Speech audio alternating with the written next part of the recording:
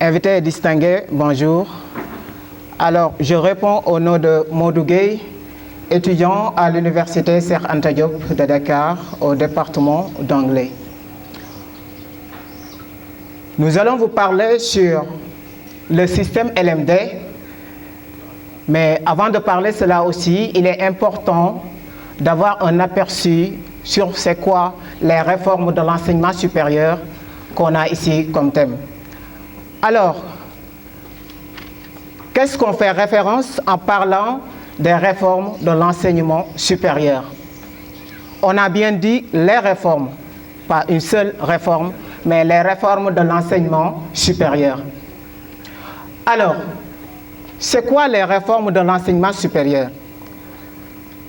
En parlant de réformes, on fait allusion tout simplement à des changements qui ont été apportés au sein de l'enseignement supérieur.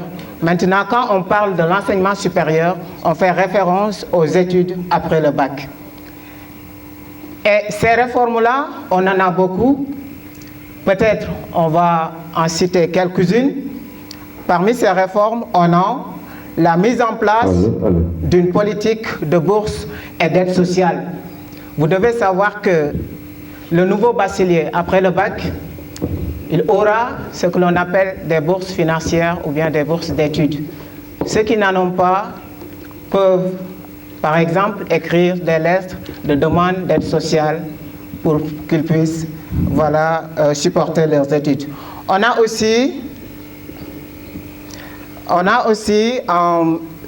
la mise en place d'un programme, un étudiant, un ordinateur, pour faciliter aux étudiants de garder les informations, mais aussi de faire les recherches quelque part ailleurs. On a aussi renforcé la mobilité des étudiants, la réforme LMD, la réforme portant sur la mobilité du personnel enseignant, les bourses d'études nationales comme étrangères. Donc voici en quelque sorte quelques réformes ou bien quelques changements qui ont été adoptés au sein de l'enseignement supérieur. Et parmi ces réformes-là, nous allons nous spécialiser sur l'une des réformes que je considère d'ailleurs comme la réforme la plus importante, qui est le système LMD. Maintenant, qu'est-ce que le système LMD? Qu'est-ce que le nouveau bachelier, ou bien le bachelier en devenir, ou bien même l'élève qui est ici, doivent comprendre sur le système LMD?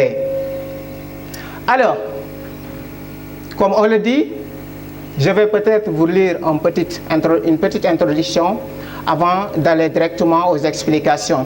Comme on le dit, LMD, 3 lettres pour la licence L, le master M et doctorat D, qui désignent les 3 cycles de formation et 3 diplômes nationaux. Ainsi donc, le système LMD est une architecture des études supérieures fondée sur ces 3 grades-là. Cette nouvelle organisation des études universitaires est décidée en 1999 à Bologne en Italie, signée par près de 30 pays européens. Il fut adopté au Sénégal visant à harmoniser les cursus de l'enseignement supérieur. À ce jour, ce système compte plus de 100 pays. Maintenant, qu'est-ce qu'il faudra retenir sur cette petite introduction? C'est quoi? D'abord, c'est quoi le système LMD? Mais avant de parler du système LMD, qu'est-ce qu'on fait référence en parlant de L, du M et du D? Le L, c'est le diminutif de la licence, le M, le master, et le D, le doctorat. Donc voici ce que l'on fait référence quand on parle de LMD. Maintenant, le système LMD n'est rien d'autre qu'un cursus universitaire qui a été fondé sur 3 diplômes, mais aussi en 3 cycles. Maintenant, quels sont ces 3 cycles-là et quels sont ces 3 diplômes-là? Premier cycle, c'est quoi? C'est de la première année à la troisième année. Donc, certains disent la licence 1, la licence 2 et la licence 3. Ainsi, vous décrochez votre premier diplôme universitaire. Donc, premier cycle, premier diplôme. Deuxième cycle, c'est quoi? C'est du master 1 au master 2. Donc, deuxième cycle, deuxième diplôme, où vous aurez votre diplôme de maîtrise. Troisième cycle, c'est du première année doctorat au troisième année. Ainsi, vous allez finaliser vos études supérieures. Maintenant, ceci étant dit, on a mis en place le système LMD. Maintenant, nous allons voir comment fonctionne ce système-là, comment fonctionne le système LMD, de telle sorte que le nouveau bachelier puisse savoir les différentes voies auxquelles ils doivent prendre pour arriver à ce stade-là. Alors, comme on le dit, le système LMD fonctionne ainsi sur un principe simple. La licence correspond au niveau Bac plus 3, le master Bac plus 5 et le doctorat Bac plus 8. Donc, pour avoir la licence, il vous faut Bac plus 3 ans d'études supérieures. Pour avoir le master, il vous faut Bac plus 5. Et pour avoir le doctorat, il vous faut Bac plus 8 dans les normes. Peut-être certaines filles me diront que 8 ans c'est trop, je vais aller me marier. Et que certains hommes me disent time is money, ils allaient chercher de l'argent. Blague à part. Donc, comment ça fonctionne? Il est organisé ainsi en semestre. Le semestre 1 pour une durée de 3 mois et le semestre 2 pour une durée de 3 mois aussi, ce qui équivaut à 6 mois d'études d'une année universitaire. Donc, l'année universitaire, plus précisément dans les universités publiques, j'ai dit, parce que dans les autres universités, on peut avoir plus de semestres. Alors, à l'université, dans les universités publiques, on fait 3 mois, on fait premier examen, et 3 mois de plus, deuxième examen, ce qui fait que l'année scolaire va tourner autour de 6 mois. Voilà. Maintenant, chaque semestre est validé par une acquisition de 30 crédits. Si c'était ici, crédit, je vais dire tout simplement, c'est un point. Maintenant, pour valider votre semestre ou bien votre examen au premier semestre, il vous faut impérativement avoir 30 crédits pour pouvoir valider ce semestre-là. Ça sera du pareil au même qu'au deuxième semestre. Au deuxième semestre aussi, vous allez faire 3 mois d'études et vous faites examen. Si vous avez 30 crédits de plus, vous allez valider l'année en quelque sorte. Maintenant, pour que l'étudiant valide son année universitaire, ils doivent impérativement valider ces 2 semestres, ce qui équivaut à 60 crédits. Donc, pour valider votre semestre ou bien votre année universitaire, il vous faut impérativement 60 crédits. Maintenant, par contre, il arrive que parfois l'étudiant échoue son examen premier ou deuxième semestre et n'arrive pas à avoir de 30 crédits recommandés et se retrouve ainsi entre 0, 10, 15 ou 20. Dans ce cas précis, une nouvelle chance est donnée à l'étudiant d'aller à la session de rattrapage. Alors, qu'est-ce qu'on veut dire par là? Cela veut dire que vous pouvez partir en examen au premier semestre. Vous échouez. Cela veut dire qu'il y a des points qui vous manquent. On vous avait demandé de 30 crédits pour réussir. Maintenant, il se peut que vous vous trouvez avec 20 crédits, 15, voire 10. Dans ce contexte, on peut vous permettre d'aller en session de rattrapage pour rattraper les matières auxquelles vous n'avez pas de moyenne. Maintenant, si vous validez cela, vous pouvez passer obligatoirement en classe supérieure. Alors, il arrive, voilà. Dans ce cadre précis, même au deuxième semestre, si l'étudiant est sous son deuxième semestre aussi, ça sera du pareil au même, ils peuvent aller en session de rattrapage. Ce qui fait que si vous échouez pour la première fois, vous aurez une deuxième opportunité d'aller rattraper les matières auxquelles vous n'avez pas eu de moyenne. Maintenant, si vous validez, vous pouvez passer définitivement en classe supérieure. Maintenant, il y a des passages conditionnels. Ce processus d'admission est valable pour tous les niveaux durant votre cursus universitaire, sauf à votre 3e année de licence, où il faut obligatoirement 60 crédits pour pouvoir décrocher votre licence et passer en Master 1. Il est important de noter que l'étudiant peut avoir la licence et de ne pas être sélectionné en Master 1, selon le nombre d'années qu'il a fait en licence. Maintenant, il y a ce que l'on appelle le passage conditionnel. Cela veut dire, l'année universitaire, vous avez besoin de 60 crédits pour valider. Maintenant, il se peut que l'élève ou bien l'étudiant a 45 crédits ou bien 50 crédits. Maintenant, on peut le permettre d'aller en classe supérieure. Si c'était en L1, il peut passer en L2 avec ces 45 crédits-là ou bien ces 50 crédits-là. Mais l'année prochaine, avant de passer en classe supérieure, il doit revenir pour compléter ces points-là avant de passer. Cela veut dire qu'il y a plusieurs opportunités. Soit vous passez définitivement avec 60 crédits, soit vous emboîtez et vous passez avec 45 crédits ou bien 50 crédits, mais l'année prochaine, vous allez revenir avant de passer en classe supérieure pour compléter ces points-là. Donc, qu'est-ce qui est plus important sur ce qu'on vient de lire? C'est quoi? C'est le parcours de ces 3 cycles-là. Les 3 cycles, c'est quoi? C'est de la licence 1 à la licence 3, où vous décrochez votre premier diplôme universitaire, qui est la licence. Deuxième cycle, c'est du Master 1 au Master 2, où vous aurez votre diplôme de maîtrise. Et troisième cycle, c'est quoi? C'est du première année en Master au deuxième année en Master. On a aussi mentionné ce passage conditionnel. Soit vous passez définitivement en classe supérieure avec 60 crédits, soit vous passez conditionnellement avec soit 45 crédits ou 50 crédits, mais l'année prochaine, vous allez revenir pour enfin rembourser cette dette-là que vous avez avant de passer en classe supérieure. Maintenant, on a souligné un passage très important, c'est quoi? Avoir la licence sans pour autant être orienté. Peut-être certains peuvent me demander la question, comment est-ce possible? Bien sûr. Parce que pour avoir la licence, il faut, pour être orienté en Master 1, il faut impérativement valider votre licence 3. Maintenant, la durée pour cette première cycle, pour arriver en licence 3, c'était de 3 ans. Maintenant, il se peut que l'étudiant fait 4 ans pour obtenir sa licence. Celui qui a fait 3 ans pour obtenir la licence et celui qui a fait 4 ans pour obtenir la licence ne peuvent pas avoir les mêmes opportunités. Avant que celui qui a fait la licence en 4 ans puisse être sélectionné, on doit impérativement sélectionner celui qui a fait la licence en 3 ans. De telle sorte que le nombre de places en master, si c'était par exemple 50 étudiants qu'on doit prendre, ils vont d'abord sélectionner ceux qui ont fait la licence en 3 ans, avant de sélectionner ceux qui ont fait la licence en 4 ans.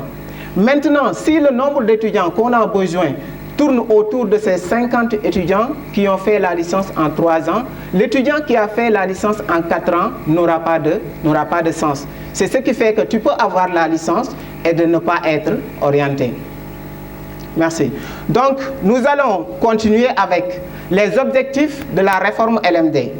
Maintenant, l'objectif premier de la réforme LMD est de permettre à l'université publique ou privée d'innover par l'organisation de nouvelles formations et de la place de l'étudiant et placer l'étudiant au centre de sa formation.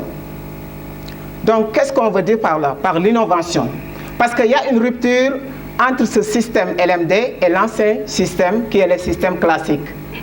Ce système est canalisé sur un espace de 8 ans, de telle sorte que tu vas quitter un point A pour arriver à un point B.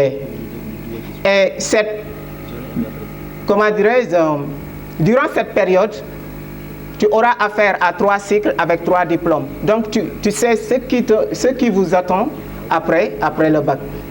Donc c'est l'innovation, c'est en quelque sorte canalisé pour permettre à l'élève ou bien à l'étudiant de savoir ce qu'il attend, le nombre d'années qu'il va faire au niveau de l'université. Mais aussi, deuxième objectif, c'est quoi? La mobilité et la reconnaissance des diplômes.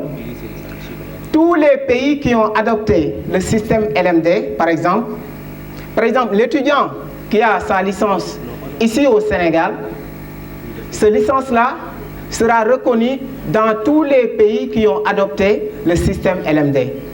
De telle sorte que l'étudiant peut quitter ici au Sénégal et d'aller étudier en France, en Angleterre, aux États-Unis ou aux Pays-Bas. Ensuite, on a la mobilité. Donc, en parlant de la mobilité, c'est ce mouvement, soit national ou bien international.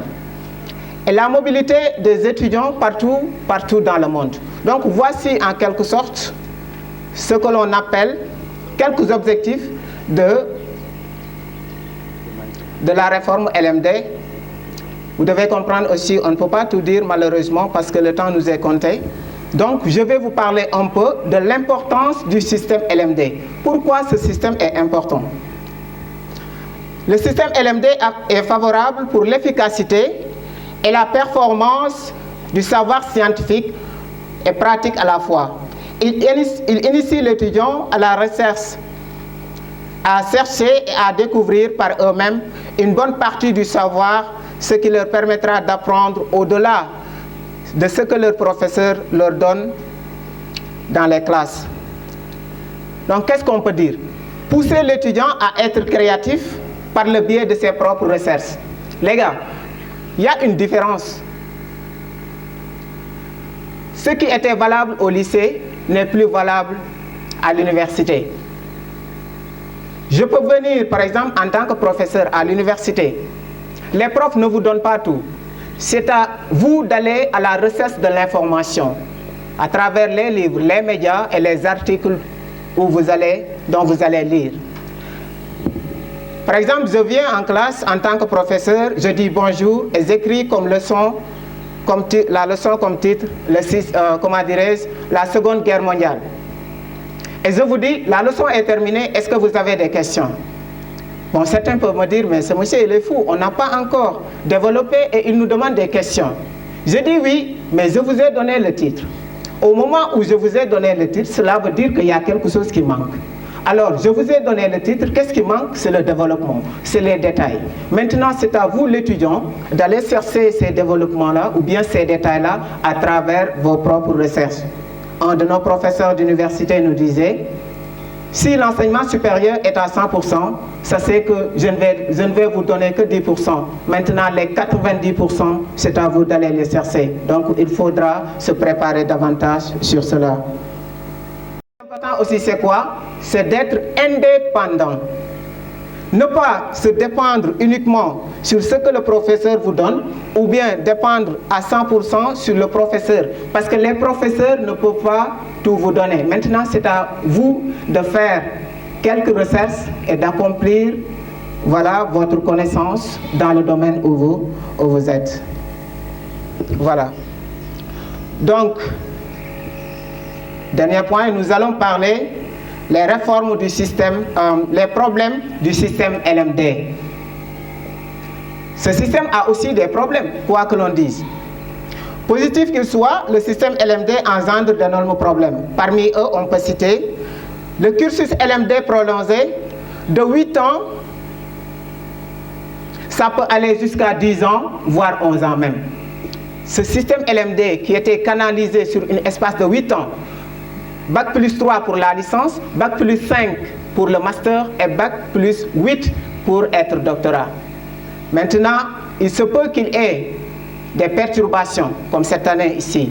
Parce que, si je me rappelle, les élèves qui avaient la licence depuis 2022 n'ont pas encore terminé leur deuxième semestre au niveau de l'université Cheikh Anta Diop. Ce qui fait qu'ils ont fait la L1 en 2 ans.